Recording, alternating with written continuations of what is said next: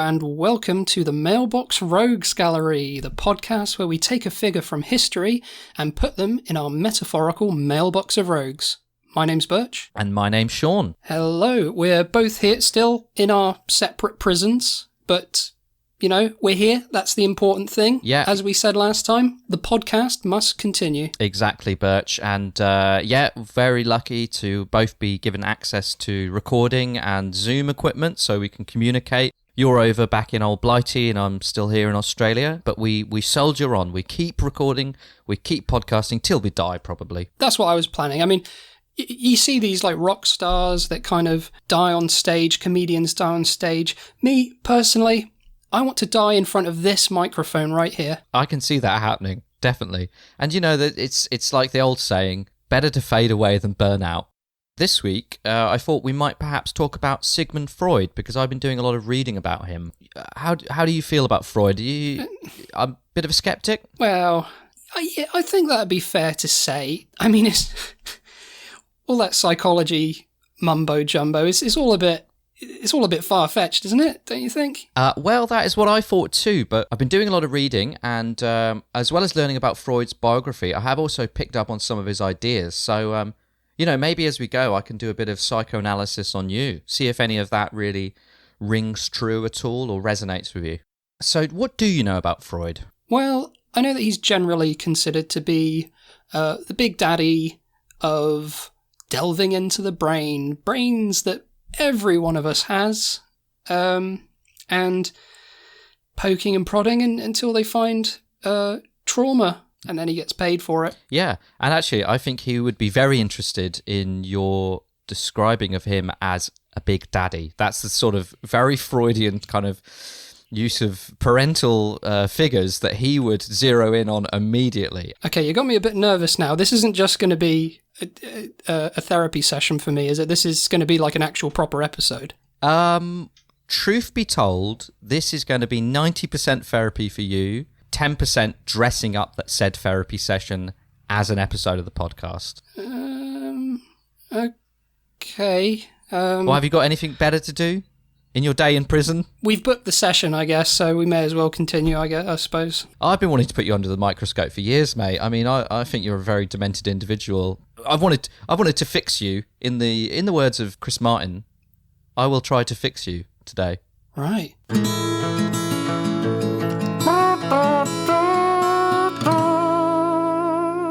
So, of course, as you say, he was the big daddy of psychoanalysis. But before he was the father of psychoanalysis, he was a medical student. And one of the things he did as a medical student is he dissected hundreds of eels in an attempt to locate their sexual organs. Yeah, see, I mean, that's one of the problems that I have with the man. You know, he's like lauded as being this great thinker, but by all accounts, it sounds like all that he did was doss around looking for eel knobs. Well, everybody's got to start somewhere, right? I mean... I guess, but I mean, come on. Well, look, you've dissected a lot of eels in your time. Have you ever found their sexual organs? I mean, unfortunately, Freud never found any sexual organs. It's still a bit of a mystery to this day, to be honest. Right, I mean, what? So just the eels, he wasn't able to find any sexual organs? I think he was only looking for eels. I mean, that's quite Freudian in itself, isn't it? Why was he looking for eel penis? Yeah, I don't know what to tell you. He was a medical student as well. I mean, unless he was practicing eel medicine. Yeah, like sexually transmitted diseases for eels. Like, you know, I can understand if he was looking into curing eel syphilis or something like that, but there's no human need for eel cock. No, and again, I can only assume that it's because of the suggestive shape of the eel that he was so interested. Yeah. He'd fallen into one of his own Freudian traps. Right. Yeah.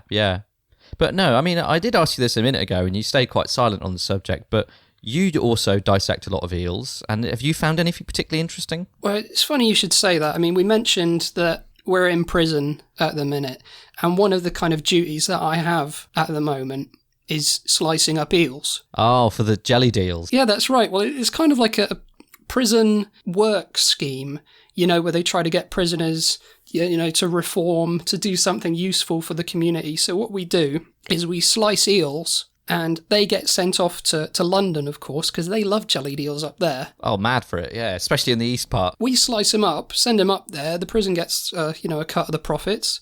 We get some jellied eels out of it. And I'll tell you now, Sean, I have found hundreds of eel penises.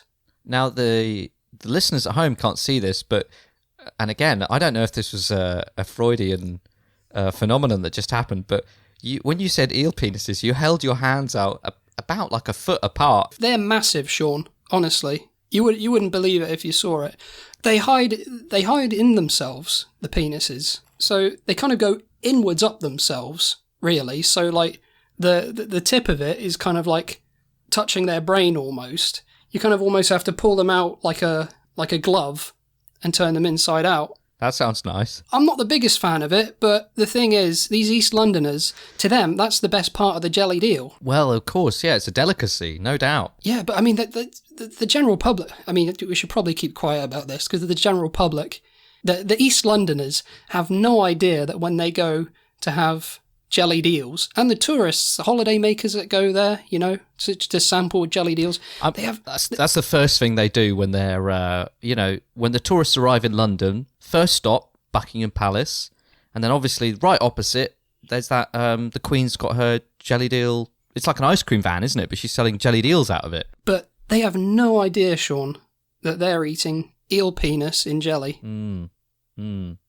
I really have to say, since I've been reading about Freud, I'm really just picking up on a lot of the subtext of what we're going on here. This obsession that me and you seem to have stumbled upon of eel penis is really quite fascinating. I mean, I brought it up. I know that. I brought it up. I just didn't expect you to have so much experience with them. Well, like I say, it's prison duties. It's prison duties. It's what they get us doing here. It keeps us busy, puts money in our pocket. We've just got to take that secret to the grave with us. Yeah, or put it on a podcast. Oh, whoops. Yeah. We can edit that bit out. Yeah. Okay. We won't forget to do that.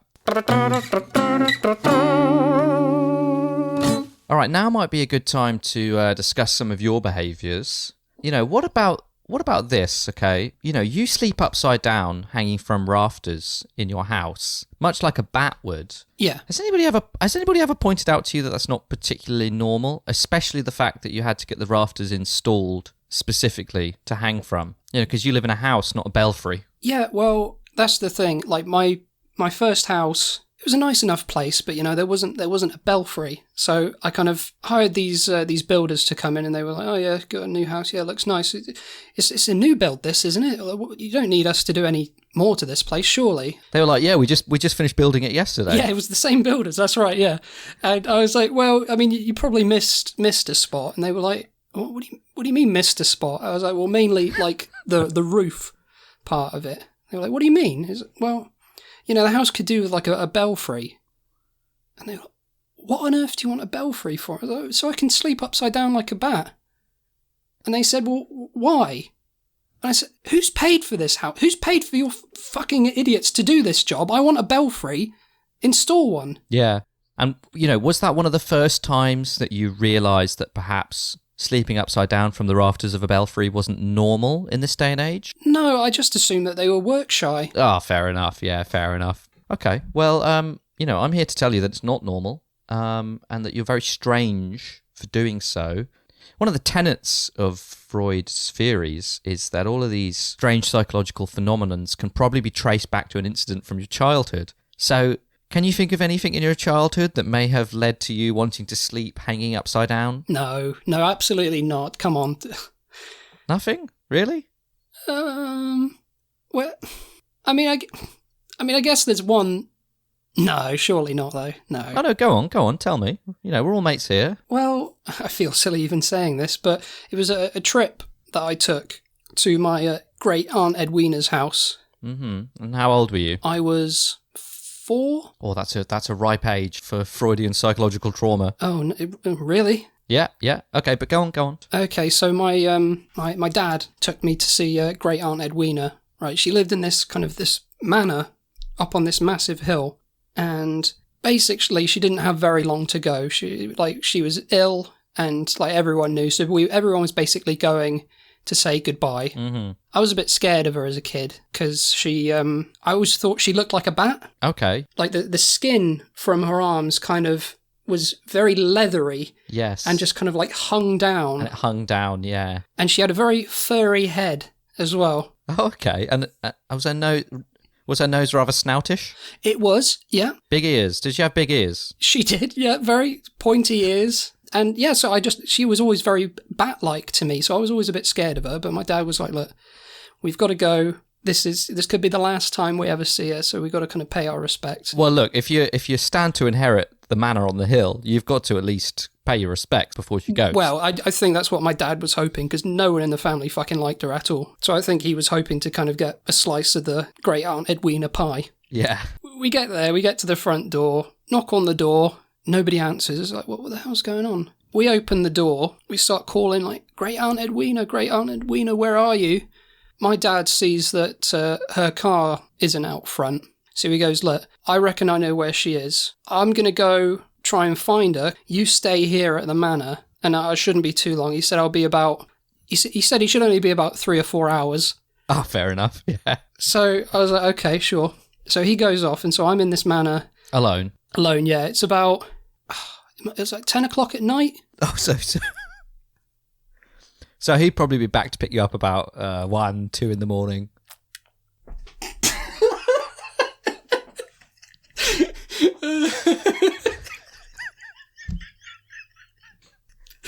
Oh, yeah, that's right. Yeah, yeah. So he left me there. Like I've got a torch, you know.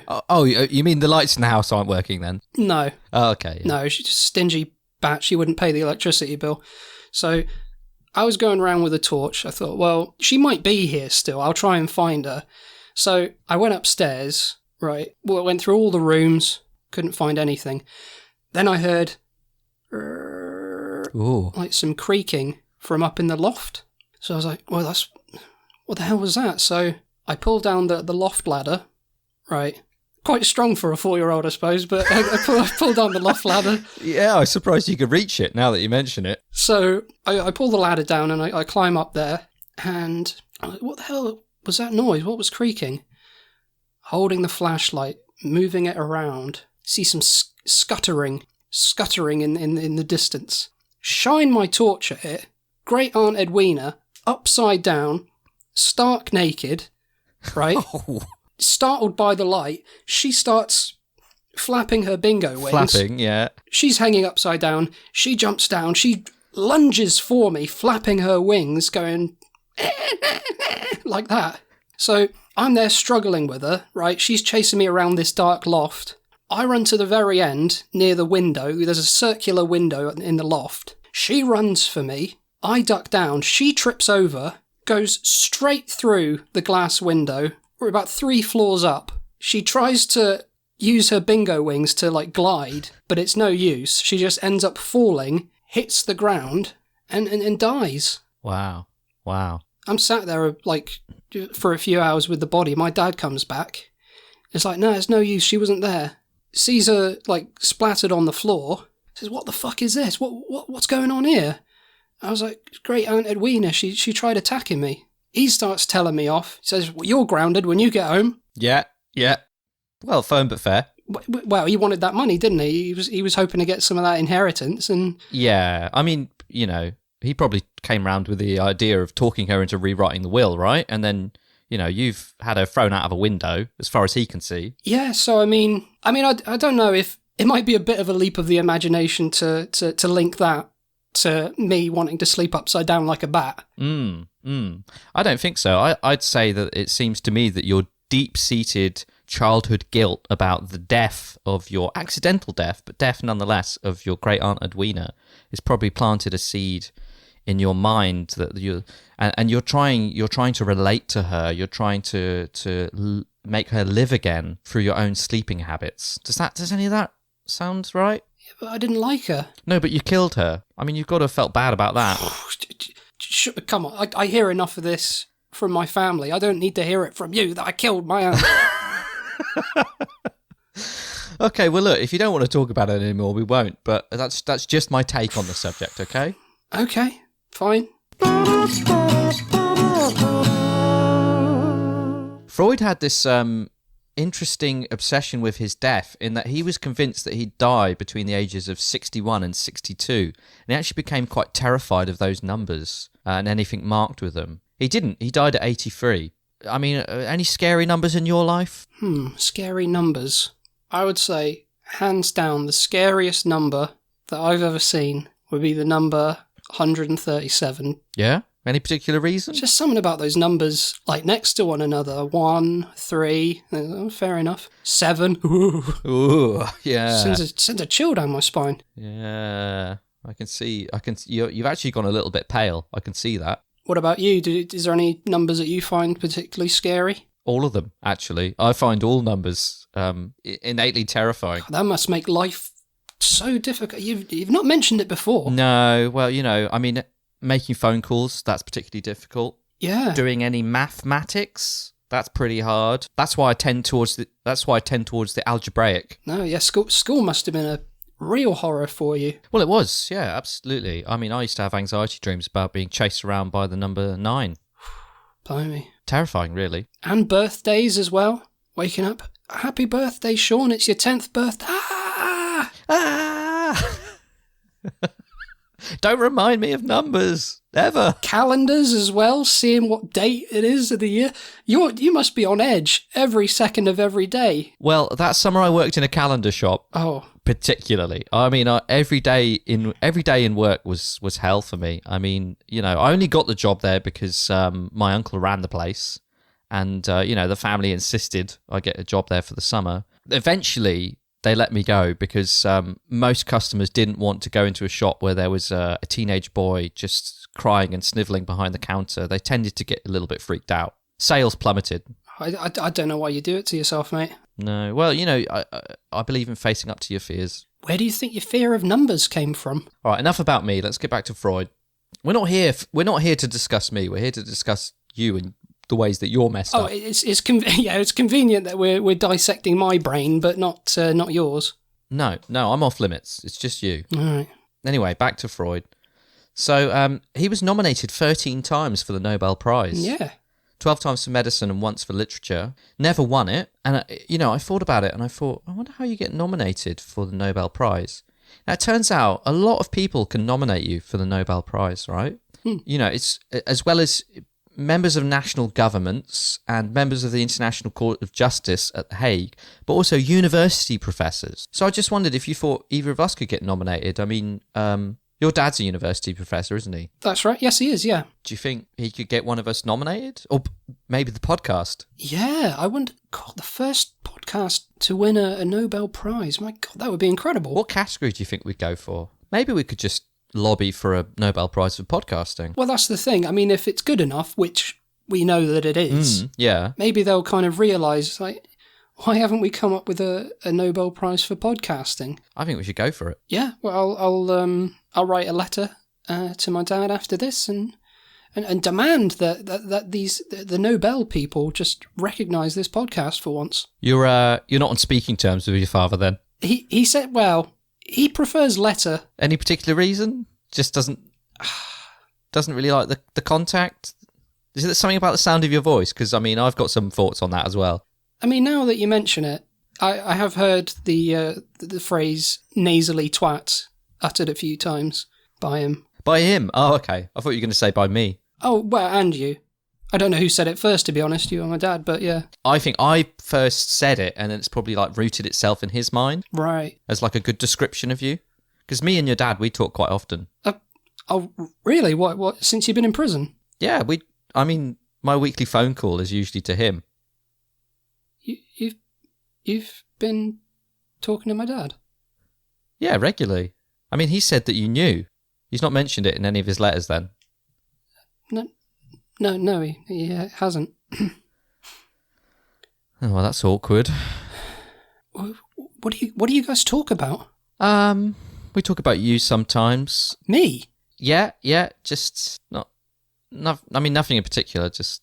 Anyway, he's... Well, no, come on, no. You brought it up now. What have you been saying about me? No, I mean, nothing, really, nothing. Just, look, he's thinking about legally adopting me. What? I thought you knew. No, this is the first time I'm hearing all of this. I really hoped he'd have this conversation with you. Quite frankly, I hope neither of you would have this conversation with me. What are you talking about? He's looking at adopting me and...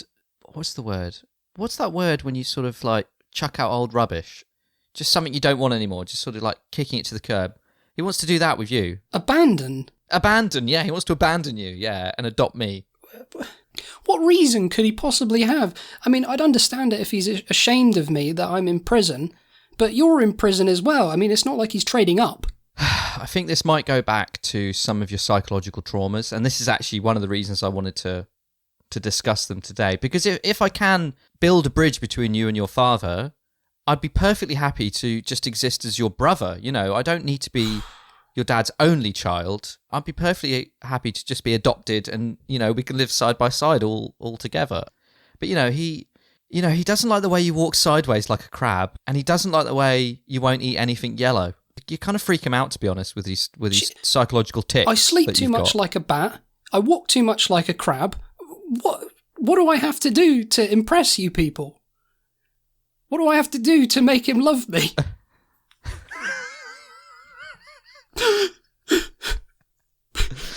Well, look, I can see we've hit a nerve here. Oh, I'm sorry I brought it up. Oh, well, I don't like yellow things to eat. But why? Don't trust it. You don't trust the yellowness? What's wrong with yellow? Do you have a story about something that happened to you with something yellow? No. Well, you do, don't you?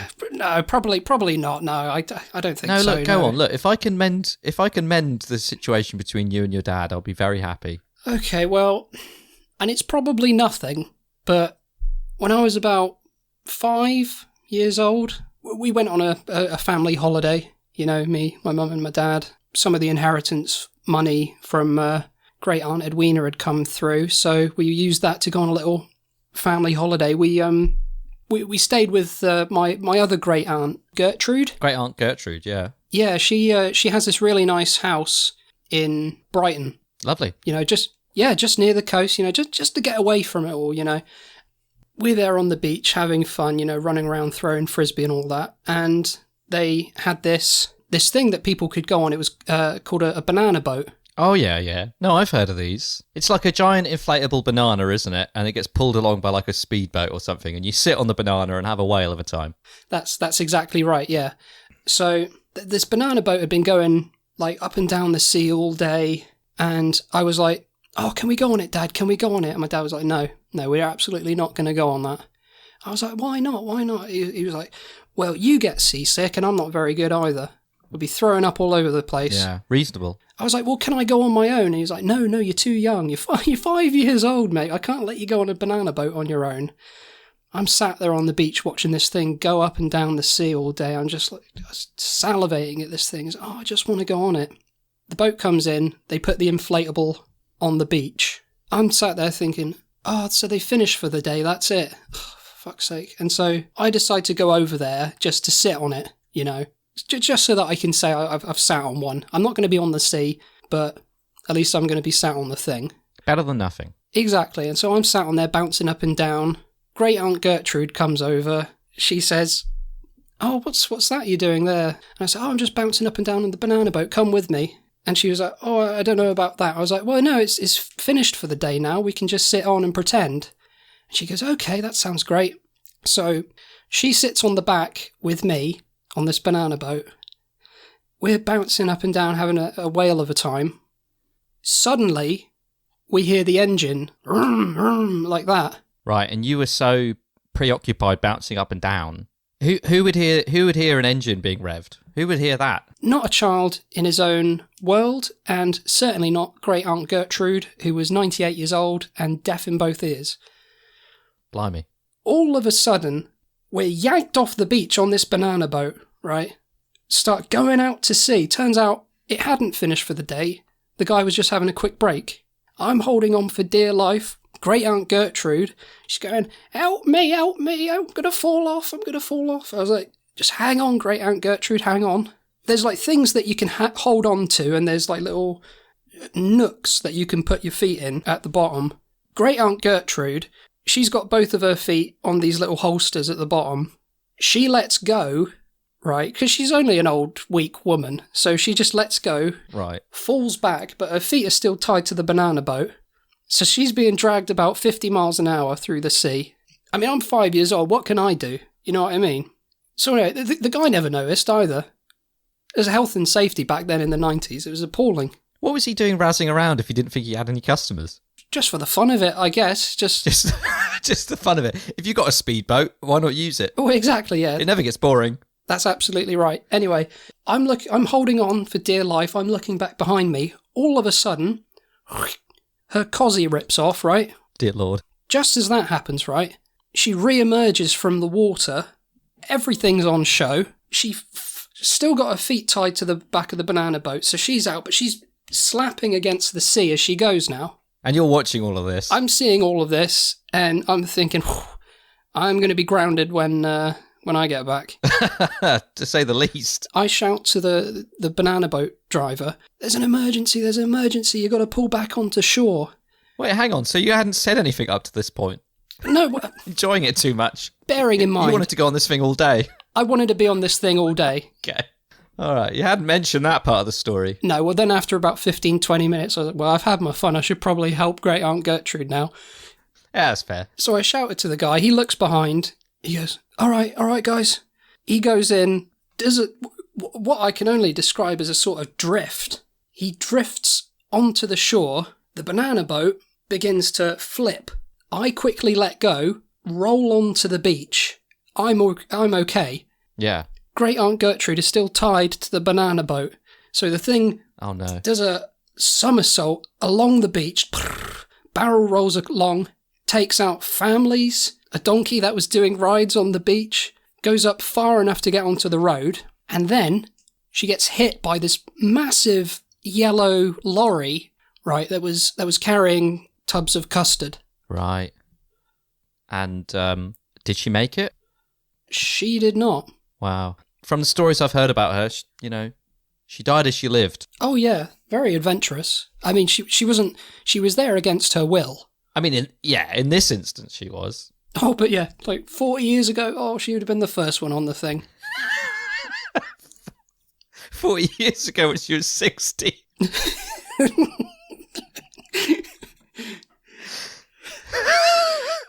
So, my dad's like, what have you done? That's another fucking great aunt you've killed. Don't tell me he grounded you again. Grounded me again, right? Not only that, the lorry driver who was delivering the custard, Great Aunt Gertrude must have made a real dent in the engine because the lorry wouldn't work. And this guy was like, you should keep her on a fucking leash. What do you think you're playing at? Oh, wow. Yeah, he's a really aggressive guy. He's like, I've got a delivery to make, right? I've got to say I've shipped all of this custard off, else I'm out of a job. And then my dad was like, we'll take it. Wow. And my mum was like, what are you talking about? And he was like, we'll take it, all of the custard. And this man was like, there's 1,000 tubs of custard in there. You're going to take every one of them, are you? And my dad was like, yeah. Wow. I know exactly what to do with them. He looks at me. My punishment was to eat all of that custard. And what, you didn't eat any other food until all that custard was gone? For about 4 years of my life, I was eating custard. I mean, it does explain why you're so jaundiced. I mean, probably just the dye in the custard or the egg yolks or whatever makes it so yellow, and then, plus the malnutrition of only eating custard for 4 years. That's got to do something to a liver. Yeah, I guess, yeah. But I mean, that wouldn't have anything to do with me not eating yellow foods now, would it? I think that's probably got a lot to do with the fact that you don't like to eat yellow foods. Do you know what though? I'm gonna give you a pass for that one. I think that's what we would deem a very reasonable response to having eaten only custard for 4 years. Okay, well, thank you. Thank you very much.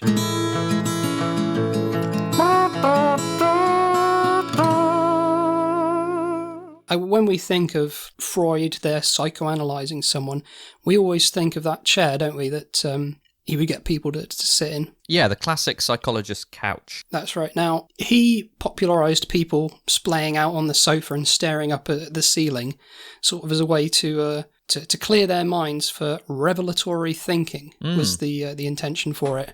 In the 1940s, Imperial Leather Furniture, right, this sofa company, ended up manufacturing sofas specifically for this that didn't have buttons or cushions in them. Wow, so he inspired a line of furniture. Inspired, or had a bit of business savvy. Oh, you're tapping your head there. You think he was getting like some money was going back into his pocket from this? You think about it. Sofa companies, right? They would have buttons on them. They would have cushions on them. Occasionally in like the making of them, maybe a button comes off or a cushion is torn. So the sofa's ruined and they're like, what the fuck are we going to do with these sofas now? Freud says, look, you can still use these broken sofas, right? Sell them to these psychologists, psychoanalysts, talking to people. You pay me a bit, I'll put in a good word for you. Yeah, at the psychoanalyst conference. Exactly. He's like, oh, you never, these sofas, they're so comfortable and great for psychoanalyzing. He's like up there on the podium and he's like, oh, these sofas. Oh, have you heard about them? There's a famous radio broadcast of him doing one of his, reading one of his papers. Halfway through, you can just hear him go, oh, but I'm so tired. Allow me to just sit down on this Imperial Leather Furniture sofa. It's so comfortable and at an affordable rate. For all your psychoanalyst needs. Yeah, I've heard that. Yeah, I know. I know the broadcast you speak of. Don't Freudian slip on this opportunity. Get your sofa today. And then you go, anyway, back to people who love their mothers. Yeah. No, yeah, I've heard this one, yeah. He made a mint out of sofas. Yeah, well, I mean, there's no money in psychoanalysis. I can see why he tried to dip his hand in the sofa game as well. Yeah. No, when you put it like that, I can't really blame him for it. Anyway, look, if we're going to rebuild the relationship between you and your father, there's another one of your psychological tics that I do feel we need to address.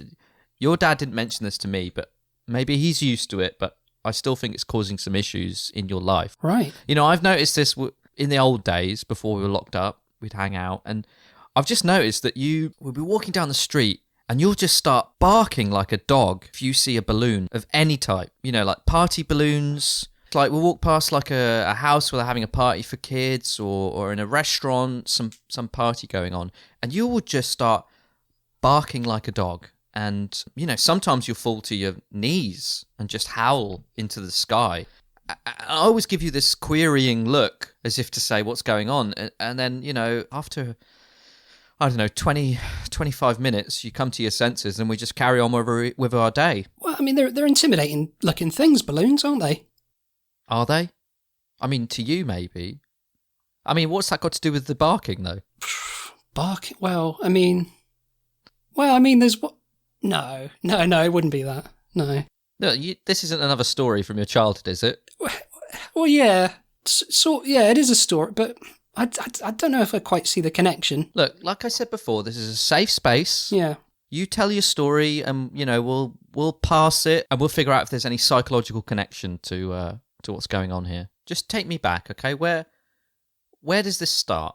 Right. So I'm 9 years old. Right. Finished the last tub of custard. Well, I'm sure it's something of a celebration at this point after 4 years. Yeah. I mean, when I was down to the last 50 tubs, I was just like, come on, we're at the home stretch now. Yeah, we're going to get through these now in a week. So I finished the tub, showed it to my dad. It was completely licked clean, and he was like, "Good, you've learnt your lesson, have you?" And I was like, "Yep, yeah, I've learnt my lesson." I just want to say that is some. It's tough parenting, but if you learn your lesson, I think it's good parenting. And he was like, now that you've learnt your lesson, all is forgiven. Come on, we've got a birthday party to go to. I was like, birthday party? Oh, that's nice. Yeah, I was like, well, that sounds great. Well, whose birthday is it? He's like, it's your great aunt Maureen's birthday party. She's going to be 100 years old. Wow. And, you know, she's a pretty wealthy woman, so I knew straight away that it was going to be a pretty fantastic 100th birthday party. Yeah. And I was like, well, doesn't Great Aunt Maureen live in America? And he was like, yes, she does. But we've still got some money left over from your Great Aunt Gertrude passing away and that inheritance. So we've got the money for the flights. We can go over. Fantastic. So we fly over. She lives in Arizona. Meet the extended family, the American Burch clan. And, you know, I was quite right when I looked round because there was so much stuff that they had there. They had a big lawn where they had barbecue, swimming pool. Wow, yeah. You know, this is all her land as well. This isn't like something that she booked privately. This is all her own. She owns like hundreds of acres of land out there. And the place was big enough, right, that it had a hot air balloon there as well. Wow. For like, if anyone fancied it, just like trips out just to celebrate the 100th birthday. She made her money as like a dog handler. She made that sort of money as a dog handler. I know. I don't know how she was a hard-working woman. She must have been. Yeah, and she kept hundreds of dogs, literally hundreds. So much land that she had out there that they could all just like roam free. Anyway, so we say hi to Great Aunt Maureen. You know, give her a birthday present and all that kind of stuff. What did you get her, just out of interest? Picked her up something up at the airport? Yeah, we just got her some duty free. You know. Oh yeah, can't go wrong. No, exactly. And, but I mean, well, what do you get the woman that has everything? Well, yeah, I mean, she's got... Not going to get her another dog. No. She's got enough of them. No, and I've got it, and the rate they'd be breeding at as well. I'm sure she doesn't need any more. Exactly. But so we're there kind of chatting away. All this time, I'm just looking at this hot air balloon, thinking, oh, I'd love to go up in one of those. I was bothering my dad. Oh, Dad, could you take me up in the hot air balloon? And he was like, no, I'm not very good with heights. Come on, and you'll just be sick. You finish your jelly and custard. I was like, I'm not going to be eating any more of this. You do realise I'll have the jelly. No more custard. But no more custard. I said, it's a bit cruel you fucking giving me this, to be completely honest, Dad. He was. It's just his little joke. Yeah, he was like, yeah, fair enough. I'll get you something else. So he walked off. So I'm talking to Great Aunt Maureen. She taps me on the shoulder and says, don't worry, I'll take you up in the hot air balloon. Nice. I was like, oh, nice. Cheers, Great Aunt Maureen. You know, you used to have such an adventurous spirit. You know, that really shines through in all these stories. And absolutely, yeah. And every time I show that adventurous spirit, something inevitably bad seems to happen, like a punishment. Well, not in this story, surely. I mean, you're setting this up for a lovely experience, a sunset balloon ride with your great aunt.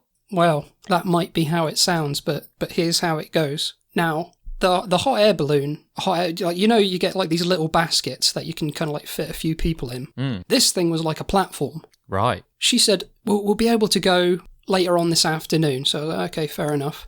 I'm there playing with the dogs, like all of these dogs. All of them, like 100 of them? Yeah, I'm running around and they're all chasing me. They're friendly enough dogs. I mean, it must have been chaos. Well, I say they were friendly. I mean, at one point, something kind of happened with the dogs. It got them a bit agitated. I think it was my dad, to be completely honest. He kept kind of like kicking them. And at one point, when my back is turned, he put a pork sausage, right, in my back pocket. Classic prank. Anyway, all of these dogs, they see this sausage in my back pocket, so they start kind of like biting at me. I'm batting them away. No, stop it. Go away, dogs, go away. But they're not listening. I start running. All of these dogs are chasing me, right? And is your dad enjoying this? He's just on the sidelines laughing, or he's loving it. He's never had a better time. I'm running across all of this Arizona plain. I look in the distance. I see my great aunt. Right, she stood in the hot air balloon. I'm gaining on the hot air balloon. I'm running up to her. I'm like, start the hot air balloon. Start the hot air balloon. You're thinking of a getaway, right? I'm thinking of a getaway. She pulls on the cord to set the hot air balloon off so it can kind of begin its ascent into the air. I managed to get onto the hot air balloon. It's kind of hovering over the ground. Mm. All of a sudden, the dogs come in. They all jump onto the hot air balloon. Right. I mean, not all of them, but probably about 50 dogs are on there with me. And your great aunt. That's a lot of dogs in a hot air balloon. It's a lot of dogs. She's already set the thing off. She's going, oh my God, my babies, like this. The hot air balloon starts flying off, right? Me, Great Aunt Maureen, and 50 dogs still trying to bite at me. Now, I don't know if you've ever heard of this landmark, but we're in Arizona. We're getting very, very close to the Grand Canyon, I've heard of it, yeah. the hot air balloon starts kind of making a really weird noise and just kind of like going lower and lower and lower. Too many dogs. So I said, oh my God, what the hell are we going to do? We're going down, down, deeper and down, as Status Quo famously once sang. And it looks as though we're going to be falling to our death. I suddenly think, well, I know how we can not weigh us down. You're going to sacrifice yourself, aren't you? That's very noble. Oh, is that where you saw the story going? It doesn't go that way then. No, I started throwing dogs off the side. Oh, okay, yeah. That's another option, I suppose. Great Aunt Gertrude goes, what are you doing? What are you doing to my dogs? I was like, look, it's either us or the dogs. I start chucking off all of these dogs into the Grand Canyon. She grabs onto like one of the dogs. I start pulling on this dog with her, fighting over this dog. She's like, no, stop it. If you kill any more of my dogs, then you're going to have to kill me too, because I can't live without them. I let go of the dog. She topples over the side of the hot air balloon. Oh my God. She's hanging on for dear life. She's holding on to the paw of this dog that's also down there. Yeah. Right. I'm still chucking dogs off the side. There's still like loads more to go. Well, you've got 50 to get through. Well, exactly. And she's still going, stop it, stop it. Anyway, I throw the last dog off. Well, you got through all of them. Yeah, well, she's still holding on to one of them, so I got through 49 dogs. I killed 49 dogs up to this point. So I was like, right, I think that's okay. And I peer over the side. I was like, give me a hand, Great Aunt Maureen. She's like, where are the dogs? And I was like, I threw them all off the edge. I was like, I'm sorry, it was them or us. I extend my hand. She looks at my hand, spits on it. Wow. Looks at me, and lets go. Wow. As she falls, she's holding this dog, right, into her chest, to her bosom, and they fall deeper and deeper down into the Grand Canyon. Is she making eye contact with you as she goes? Looking at me the whole time, it weirds me out. And so it's just me there, you know. I pilot the thing back to the house. At 9 years old, that's pretty impressive. I think so too. I don't get any kudos for that. I just get considered dog killer. They don't think about the actual ingenuity that I had at 9 years old to pilot a hot air balloon. So anyway, I go back to the house. My dad's there. He's like, I seem to remember you got on that hot air balloon with Great Aunt Maureen and 50 dogs. And you've come back on your own. What the hell's going on? I was like, they didn't make it. They did. And he's like, what the hell do you mean they didn't make it? Then, yeah, all the other dogs, they sniff the sausage in my back pocket. I start running off again. You know, absolute palaver. I ended up explaining the situation to them. And he didn't want to hear anything about it. I said to him, if you didn't put the sausage in my back pocket, you know, none of this would have happened. No. But he was like, you're talking to your dad like that?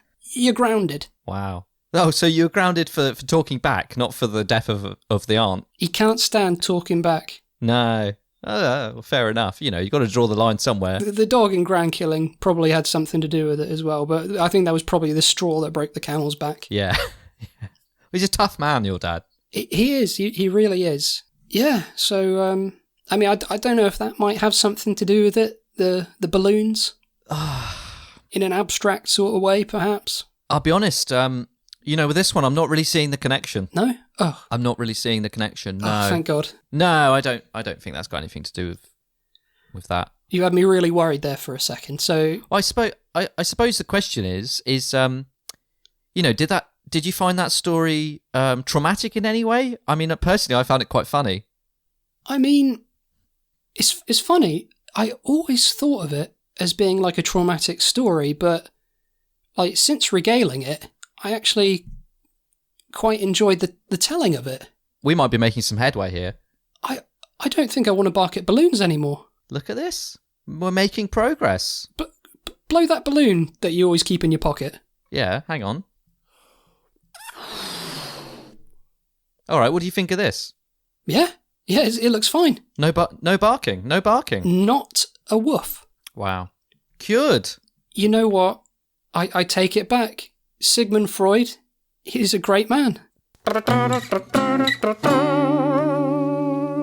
So there we are, listeners. We've discussed the life and ideas of Sigmund Freud in great detail, And I think as well, myself and Burch have made a couple of breakthroughs. Absolutely. I think, who knows, maybe after we finish recording, I'll eat some custard. Wow. I mean, that would be big. That would be a big breakthrough.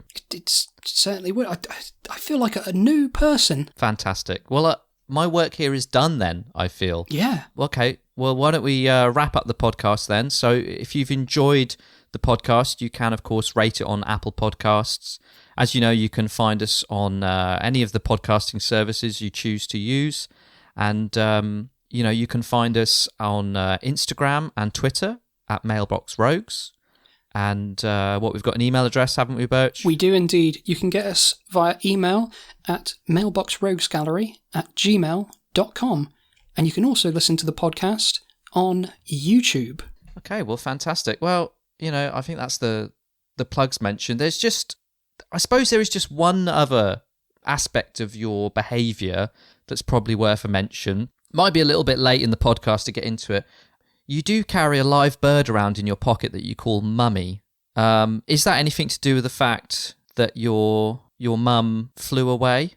I mean, I know, because your mum was obviously working on that jetpack for most of her life. And then once she'd made it, I mean, she did literally fly away, didn't she? Yeah. I mean, I always assumed that I named it Mummy because, I'm a big fan of the Brendan Fraser film, The Mummy. The Mummy, yeah. Great film. It was a great film. It was very popular at the time that I got the bird.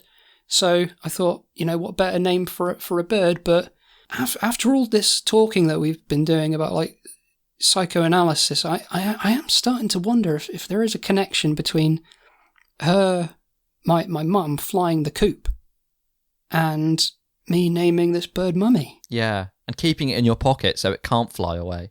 Yeah, I mean, I'm not keen on getting rid of him because, he's been with me for years and he's good company while I'm here in prison. It's a male bird and you called it Mummy. I mean, okay, there's definitely something going on there, isn't it? Okay, yeah, maybe another time we can discuss Another time. Okay, yeah. Well, who would you like to discuss next week? You know what? We seem to be on a roll at the moment, talking about some of the greatest minds of the 20th century. So I thought it was only right that maybe next time we could talk about Madonna. Madonna. I love it. In fact, I'd say I'm mad on her. So am I. All right, listeners, thanks for tuning in. I've been Sean. I've been Burch. Goodbye. Toodles. Say goodbye, Mummy. Goodbye, Mummy.